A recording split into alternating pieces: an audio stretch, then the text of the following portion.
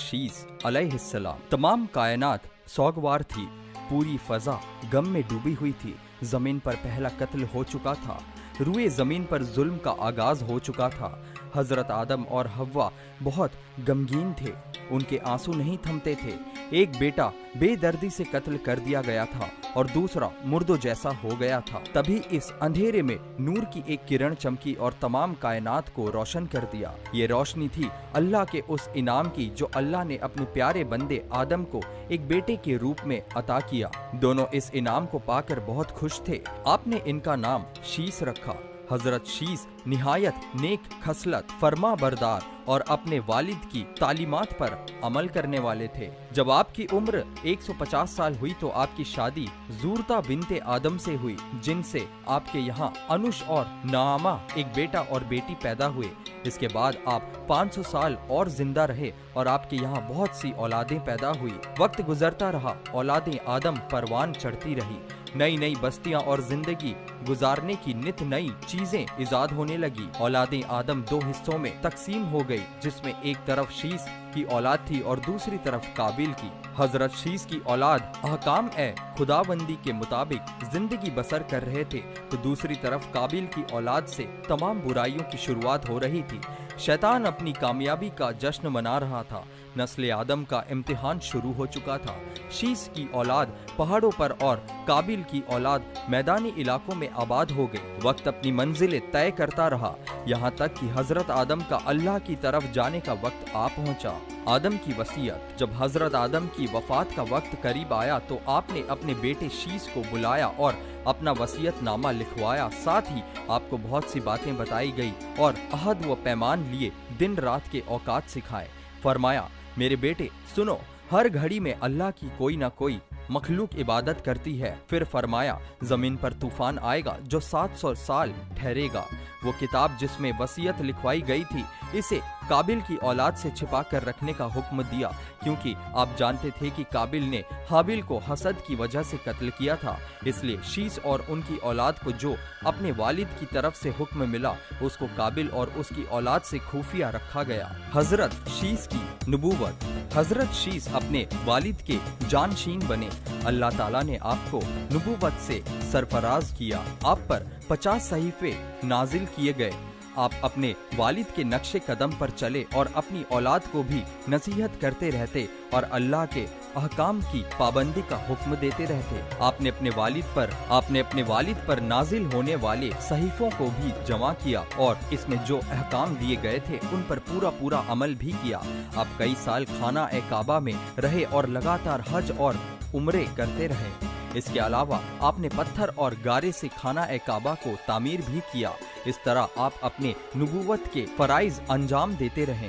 आप अपनी औलाद को बनु काबिल यानी काबिल की औलाद की तरफ जाने से रोकते रहे और इस बारे में उन्हें बराबर नसीहत भी करते रहे। हजरत शीस की वफात। जब आपकी वफात का वक्त करीब आया तो आपने अपने बेटे अनुश को तमाम मामलात सुपुर्द किए, जानशीन बनाया और इसके बाद पर्दा फरमा गए। आपको अपने वालिद के पास जबल ए अबी केस गार में दफन किया गया। उल्मा ए किराम का कहना है कि तूफान नूह के वक्त नूह ने दोनों के जिस्म मुबारक को निकाल कर कश्ती में रख लिया था और फिर तूफान खत्म होने के बाद बैतुल मुकद्दस में दफन कर दिया था। हजरत शीस के वारिस। अनुश अपने वालिद के बताए हुए रास्ते पर चले और उसमें कोई तब्दीली नहीं की। अनुश के यहाँ कयान पैदा हुए। उनकी पैदाइश के वक्त अनुश की उम्र 90 साल थी। इसके बाद अनुश 815 साल जिंदा रहे और अपनी औलाद को हक की तलकीन करते रहे। जब अनुश की वफात का वक्त करीब आया तो इन्होंने सारे मामलात अपने बेटे कयान को सौंपे और उनको अपना जानशीन बनाया। इसी तरह कयान के बेटे महलाइल इनके जानशीन बने। कयान की कुल उम्र 910 बरस हुई। महलाइल के बेटे यरद के यहाँ खनुक यानी इद्रिस पैदा हुए। हजरत शीस से यरद तक पेश आने वाले वाकियात। महमाइल के दौर में नई नई बस्तियां बसाई गई और नई नई सनतों की शुरुआत हुई। अजमी लोगों का इन्हीं के बारे में ख्याल है कि ये 7 विलायतों के बादशाह बने। इन्होंने इब्लिस के लश्कर पर सख्ती की और उन्हें पहाड़ों की वादियों में मार भगाया।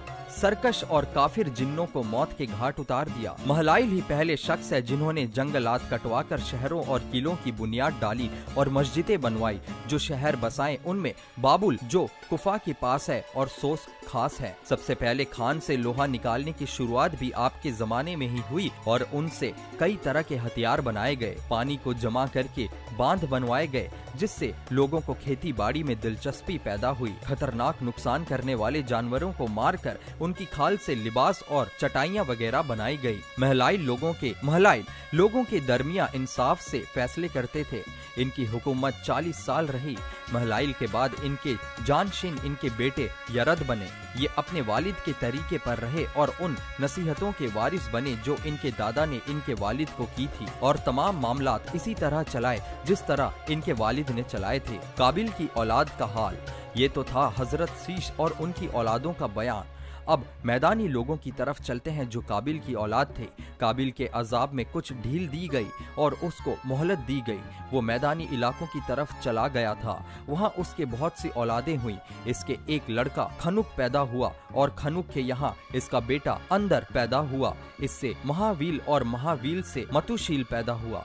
काबिल की औलाद में एक शख्स तोबाल नामी था जिसने सारंगी, डफ और ढोल वगैरह इजाद किए और तोबिलतीन नाम के एक आदमी ने लोहे और पीतल की कारीगरी शुरू की। पहाड़ी इलाकों में रहने वाले बनु शीश के मर्द हसीन थे और औरतें बदसूरत थी, जबकि दूसरी तरफ मैदानी इलाकों के मर्द बदसूरत और औरतें खूबसूरत थी।